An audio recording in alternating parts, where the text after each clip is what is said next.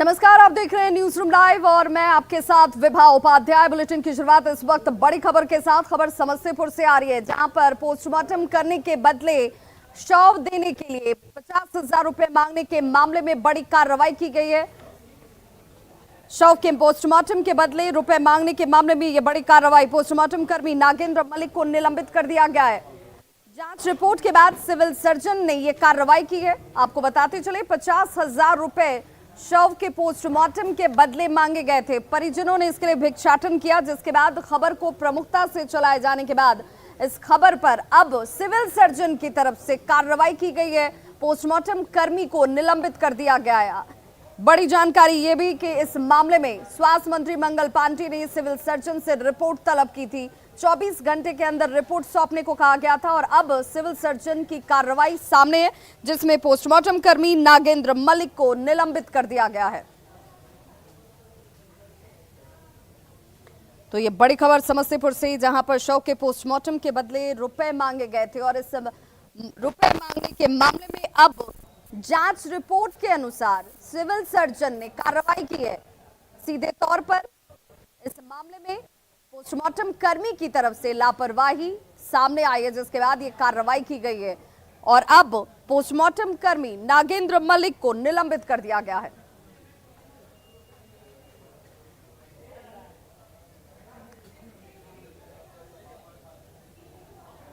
और संवाददाता मुकेश हमारे साथ इस वक्त ज्यादा जानकारी के साथ फोन लाइन पर जुड़ गए हैं। मुकेश, ये माना जाए कि जब कार्रवाई की गई है तो परिजनों की शिकायत सही थी, उनसे रुपए की डिमांड की गई थी।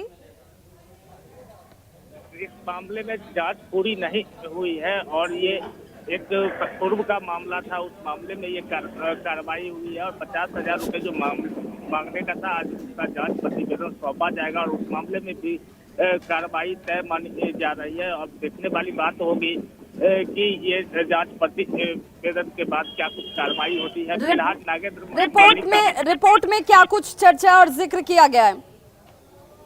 तो जिस मामले में कार्रवाई हुई है उस मामले से संबंधित शिकायत सिविल सर्जन के यहाँ पूर्व में की गई थी, जिसमें कहा गया था कि उनके द्वारा पैसे की डिमांड की गई है। जिसमें 5 सदस्यीय टीम का गठन किया गया और टीम के द्वारा जब उनसे जवाब तलब की गई थी तो वो संतोषप्रद जवाब नहीं दिए और जिसके बाद ये कार्रवाई की गई है। बहुत बहुत शुक्रिया मुकेश इस तमाम जानकारी के लिए आपका।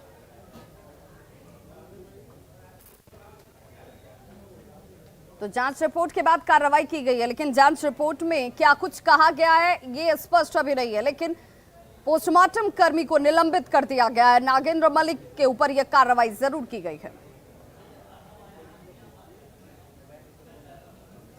गोपालगंज के सदर अस्पताल की एक तस्वीर आपको दिखाने जा रहे हैं, जहां पर सीधे तौर पर लापरवाही उजागर होती है। ये सिर्फ एक दिन की घटना नहीं है। जब भी आप गोपालगंज के सदर अस्पताल पहुंचेंगे तो कुव्यवस्था और अव्यवस्था आपको साफ नजर आएगी। जहां पर मरीजों को इलाज मिलना चाहिए, वो मरीज भटकते रहते हैं। सिर्फ मरीजों की ये हालत नहीं है, यहाँ पर जो इंतजाम के दावे किए जाते हैं वो इंतजाम भी नहीं दिखते हैं। गंभीर रूप से घायल मरीजों को बेड और स्ट्रेचर तक नहीं मिलता है। मरीजों को इलाज के लिए जमीन पर ही लिटा दिया जाता है। और ये जरा तस्वीर देखिए, परिजन जो हैं वो गोद में लेकर मरीजों को अस्पताल तक पहुंच रहे हैं। अब ये हालात हैं सदर अस्पताल के। सरकारी दावों की पोल खुलती है, जिसके दावे किए जाते हैं कि तमाम व्यवस्थाएं हैं, एम्बुलेंस है, स्ट्रेचर है, लेकिन कहाँ वो स्ट्रेचर है, किसके काम ये स्ट्रेचर आने वाला है अगर मरीजों को नहीं मिल रहा है तो। स्वास्थ्यकर्मियों की लापरवाही देखिए कैसी, और परिजन हमेशा इसे लेकर आरोप लगाते रहे, लेकिन सुनने वाला कोई नहीं है। इलाज मरीजों का नहीं हो रहा है। अस्पताल प्रशासन पर यह सवालिया निशान जरूर है, लेकिन जवाब कब तक मिलता है ये देखना होगा। हम गाड़ी से आयल बनी, गाड़ी गेट पर उतार के चल गई बा, वजह से हम गोदी उठा के लेके हॉस्पिटल में आयल बनी। हॉस्पिटल में आयल बनी तो कहीं हमरा बेड नहीं के मिलल, भैया हम सुता दिले बनी।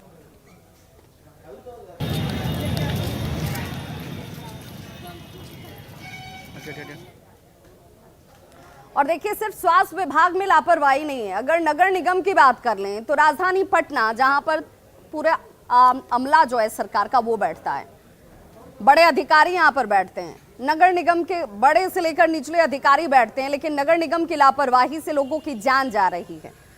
गड्ढों को भरा नहीं जाता है, नालों को खुले छोड़ दिया जाता है और देखिए कैसे ये हादसों को दावत देती हुई तस्वीर आपके सामने है और अक्सर लोगों को अपनी जान से हाथ धोना पड़ रहा है। राजधानी पटना में नाला उड़ाही से लेकर गड्ढे भरने और सीवरेज सिस्टम दुरुस्त करने का काम पूरा नहीं हुआ है। लोग दुर्घटना के शिकार हो रहे हैं। गड्ढे खोदे तो जरूर जाते हैं, लेकिन इन्हें भरने वाला कोई नहीं है। फिर से पटना डूबने का डर पटना के लोगों को एक बार फिर से सता रहा है और सवाल यही है कि जब बारिश आती है, बारिश का मौसम आता है, तभी ये तमाम कार्य क्यों शुरू किए जाते हैं। कैमरे की नज़र में खुद देखिए ये सवाल जन्म लेते हैं, लेकिन अधिकारी कुछ भी बोलने को तैयार नहीं है। कैसे एक बुजुर्ग यहाँ पर हादसे का शिकार हो जाते हैं। स्थानीय लोगों ने थोड़ी तत्परता दिखाई, इन्हें गिरने से बचाया गया, लेकिन हर बार कोई खुशनसीब होगा ऐसा जरूरी नहीं है।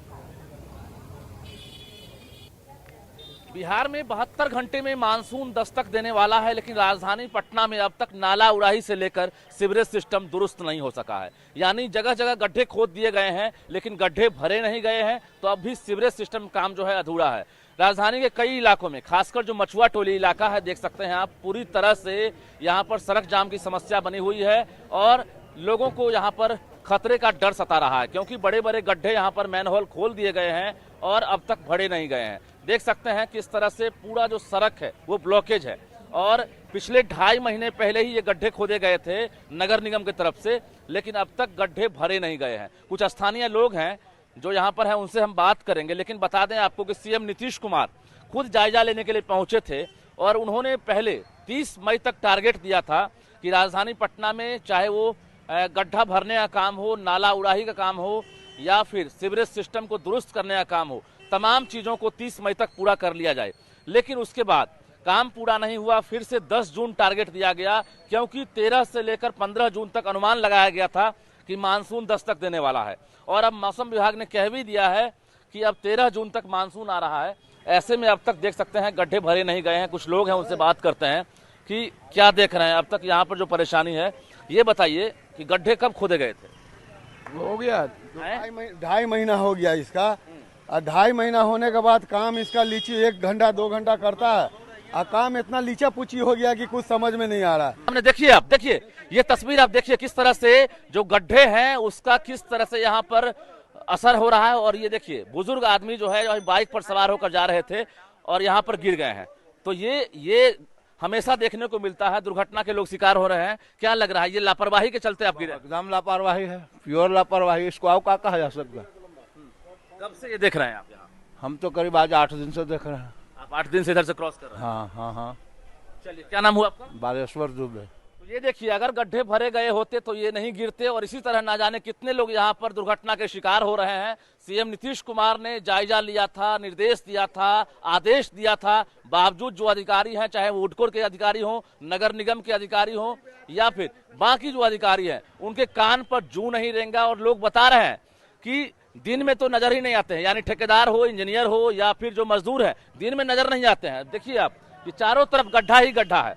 यानी आप देखिए सड़क कहाँ है, आप ढूंढने पर भी आप सड़क को नहीं ढूंढ पाएंगे, हर जगह गड्ढा ही गड्ढा है। और 72 घंटे में मानसून दस्तक देने वाला है। यानी पटना, आज से 3 साल पहले सबने पटना में वो खौफनाक मंजर देखा है, किस तरह से पटना जो है बाढ़ से डूब चुका था और लोग नाव की सवारी कर रहे थे। फिर से इस बार मानसून दस्तक देने वाला है। लोगों को डर सता रहा है कि फिर से कहीं वही खौफनाक मंजर न देखना पड़े। रजनीश कुमार, न्यूज़ 18, पटना। तो नगर निगम के अधिकारियों को यहाँ पर पहुंचना चाहिए। इन इलाकों में जो लोग रह रहे हैं वो किस तरह के जीवन जी रहे होंगे, अंदाजा लगाइए। और अब जब बारिश शुरू हो जाएगी, क्योंकि मानसून 13 तारीख को दस्तक देने वाला है, उसके बाद यह हालात नारकीय से भी ज्यादा खराब होगी। हादसों में अगर किसी की जान चली जाएगी तो जिम्मेदार कौन होगा, जवाब देना होगा। अगली खबर किसानों की परेशानी से जुड़ी हुई। छपरा में किसान जो हैं वो अपने सब्जियों का दाम नहीं मिलने की वजह से परेशान हैं। और परेशानी ऐसी कि इन सब्जियों को पहले उगाने के लिए मेहनत किया गया, कर्ज लिया गया, सब्जियां हुई भी, लेकिन अब दाम नहीं मिल रहा, इसलिए सब्जियों को सड़कों पर ही फेंक दिया गया। खुद अपने ही हाथों से सब्जियों को फेंक कर इसे बर्बाद कर रहे हैं, नाराजगी जाहिर कर रहे हैं, क्योंकि लागत भी नहीं निकल पा रही है किसानों की नाराजगी का वीडियो जो है अब सोशल मीडिया पर बेहद तेजी से वायरल हो रहा है। देखिए, खेतों से हरी और ताजी सब्जियां किसानों ने बड़ी मेहनत से उगाई होंगी, दिन रात खून पसीना बहाया होगा और उसके बाद ये सब्जियां हुई भी, लेकिन कीमत नहीं मिल रही है, किसान परेशान हैं और ऐसे में ये सब्जियां सड़कों पर फेंक दी जा रही हैं।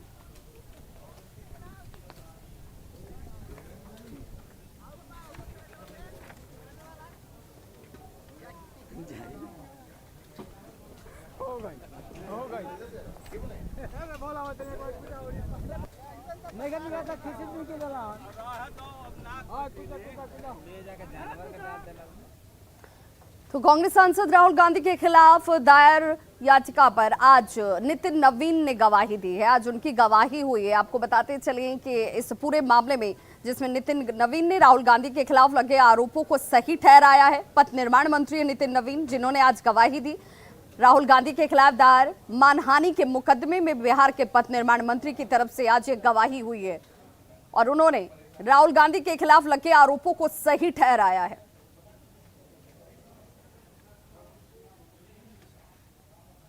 तो सुशील कुमार मोदी की तरफ से दायर किया गया था। उसमें माननीय श्री राहुल गांधी जी न्यायालय में हाजिर हुए और जमानत पर हैं और उसका ट्रायल चल रहा है और आज उस ट्रायल में बिहार के पथ निर्माण मंत्री एवं तत्कालीन विधायक श्री नितिन नवीन जी की गवाही हुई, जिस गवाही में उन्होंने श्री सुशील मोदी जी के आरोप को सत्य बताते हुए जानकारी दी न्यायालय को कि वो घटना सही है और उसकी रिकॉर्डिंग भी न्यायालय में दाखिल की जा चुकी है, जिसमें कि श्री राहुल गांधी ने कहा था कि ये सवाल उठता है कि इस देश में क्या सारे मोदी चोर हैं। और बड़ी खबर मधेपुरा से आ रही है, जहां पर किराना दुकानदार से लूटपाट की गई है। किराने की दुकान में अपराधी घुसते हैं, लूटपाट करते हैं, जिस दौरान व्यवसायी को गोली मार दी गई है, व्यवसायी की मौत हो गई है। किराना दुकान में लूटपाट की है बड़ी घटना, अपराधियों की तरफ से फायरिंग की गई, कारोबारी अमित अग्रवाल की जान चली गई है। इस दौरान स्टाफ पर भी गोली चलाई गई। कैश का बक्सा लेकर अपराधी यहां से फरार हो चुके हैं। पुरैनी थाना क्षेत्र का यह मामला है, जहां पर अपराधियों ने लूटपाट की, कैश का बक्सा लेकर यहां से फरार हो गए। अमित सराफ जो है अपना किराना दुकान पर बैठा हुआ था, दुकानदारी कर रहा था और कुछ अज्ञात अपराधी आए, उसका बक्सा जो है गल्ला पैसा का जिसमें रखता है पैसा, वो छीन कर, जैसा कि यहाँ के प्रत्यक्षदर्शी कुछ लोगों से हमको पूछने पर पता चला, तो गल्ला लेकर अपराधी जो है भाग रहा था। उसी में हाथापाई हुआ अमित सराफ से और एक स्टाफ था और गल्ला छीनकर जो है वो अपराधी भाग रहा था। उसी में गोली चला है। सिवान में घूस लेते हुए आवास सहायक का वीडियो सोशल मीडिया पर तेजी से वायरल हो रहा है। इसमें लाभुकों से रिश्वत की मांग की जा रही है। आवाज साफ तौर पर सुनाई देता है इनका। हालांकि न्यूज़ 18 इस वायरल वीडियो की पुष्टि नहीं करता। तस्वीरें आपके टीवी स्क्रीन पर हैं और लाल घेरे में जो शख्स आपको कुर्सी पर बैठे नजर आ रहे हैं, ये हैं आवास सहायक। वायरल वीडियो में आवास सहायक शशि रंजन की ओर से आवास योजना में शामिल लाभुकों से रिश्वत की मांग की जा रही है। आरोपी के खिलाफ अब तक कोई कार्रवाई नहीं की गई है, इसे लेकर के भी लोगों के अंदर नाराजगी है।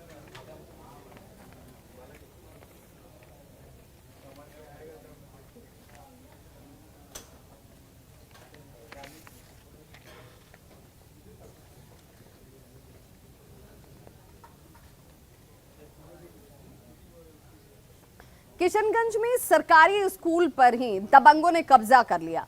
जी हां, जहां पर जिस स्कूल में बच्चों को शिक्षा दी जाती है, जिस स्कूल में बच्चे पढ़ने के लिए पहुंचते हैं, उस स्कूल पर अब दबंगों का कब्जा है। तस्वीर आपके सामने है, जहां पर बुआलदा पंचायत के वार्ड संख्या 6 स्थित सरकारी मध्य विद्यालय पर दबंग जो हैं वो ताला जड़ चुके हैं। यानी यहाँ पर अब बच्चे पढ़ने के लिए नहीं पहुंचते हैं। स्कूल में पढ़ाई का काम ठप है। बरामदे में मक्का रखा गया है। अब इसका इस्तेमाल दबंग देखिए किस रूप में कर रहे हैं। स्कूली भवन को नुकसान तक पहुंचाया जा रहा है। स्कूल सचिव से जब अवैध कब्जे के खिलाफ प्रधान शिक्षक की तरफ से शिकायत की गई, तो प्रधान शिक्षक ने इस मामले को लेकर जब शिकायत की जाती है तो संज्ञान ही नहीं लिया गया। सचिव ने शिक्षक पर दबंगों से मिली भगत का आरोप लगाया है। जिला शिक्षा अधिकारी ने इस मामले की जांच कर अब दबंगों के खिलाफ कार्रवाई के आदेश दिए हैं। का मामला कैसे पूरा ऐसे रखा है, पूरा मक्की करके रखा है और वहाँ पे मवेशी भी रहता है और रूम सब में निजी ताला लगाकर अपना सामान रखते हैं। निजी ताला लगा के ग्रामीण बीओज के साथ बैठक हुई थी।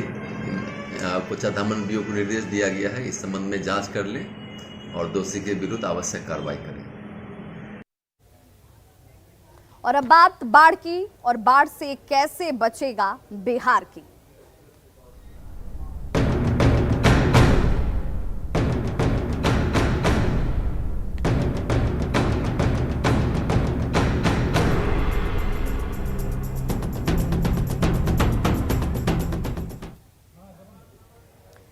जब जब बाढ़ के अंदेशे से लोगों की परेशानी बढ़ती है तो प्रशासन परेशान नहीं होता है। एक बार फिर से देखिए, मॉनसून आने वाला है, नदियों का जलस्तर बढ़ने वाला है, बाढ़ की आशंका से लोग डरे सहमे हुए हैं। सीतामढ़ी की तस्वीर आपके सामने, जहां पर बागमती नदी जो है उसकी वजह से हर बार लाखों की आबादी विस्थापित होती है, प्रभावित होती है, और एक बार फिर से वही डर इस इलाके में रहने वाले लोगों के सामने भी है। बागमती नदी के बढ़ते जलस्तर से लोग अब डरे सहमे हुए हैं। प्रशासन ने कुछ जगहों पर कटाव रोधी कार्य जरूर कराया, लेकिन ये नाकाफी है। कई जगहों पर बांध का मरम्मत नहीं किया गया है और इसके टूटने की आशंका लोगों को डरा रही है, सहमा रही है। मौके का जायजा लिया हमारे सहयोगी राकेश रंजन ने। सीतामढ़ी जिले में बागमती नदी गुजरती है, जो हर साल अपने पलंकारी बाढ़ की वजह से लोगों पर कहर बरपाने का काम करती है। हम आपको एक तस्वीर के माध्यम से दिखलाने की कोशिश करते हैं कि यह सीतामढ़ी का बेलसन प्रखंड है और बेलसन प्रखंड में बागमती नदी अब धीरे धीरे रौद्र रूप धारण करना शुरू कर दी है और यही का वजह है कि अब नदियों में नाव का परिचालन शुरू हो गया है और बाढ़ की विभीषिका से बचने के लिए जल संसाधन विभाग के द्वारा भी जो चुनिंदा जगह है वो उनको चिन्हित करके तटबंध सुरक्षात्मक कार्य कराया गया है, लेकिन फिर भी जो तटबंधों की स्थिति है कई जगहों पर उसे बेहतर नहीं कही जा सकती है और कई जगहों पर तटबंधों पर मिट्टी गिराकर छोड़ दिया गया है ताकि आपातकालीन स्थिति में उन मिट्टी को बोरा में भरकर तटबंध को बचाया जा सके। और ऐसी परिस्थिति में जो ग्रामीण है वह दहशत के साए में जीने को विवश है, क्योंकि सीतामढ़ी का बेलसन प्रखंड का जो इलाका है वह हर साल बागमती नदी की विभीषिका झेलने को विवश रहती है और हर साल यहाँ बाढ़ आती है और अपना कहर बरपाने का काम करती है। हम आपको बागमती नदी का दृश्य दिखलाने की कोशिश करते हैं कि किस तरीके से नाव के जरिए लोग अपनी आवागमन पूरी कर रहे हैं और पशुओं के चारा लाने के लिए लोग नाव का ही इस्तेमाल करते हैं। तो अब समझा जा सकता है कि मानसून आने वाला है। ऐसी परिस्थिति में अब नदी का जो विकराल रूप है वह धीरे धीरे अपने स्वरूप में आएगा और यहाँ नदी के जलस्तर में वृद्धि होगी और वृद्धि होने के बाद एक बार फिर से बाढ़ की विभीषिका लोगों को झेलनी पड़ सकती। राकेश रंजन, न्यूज 18 सीतामढ़ी।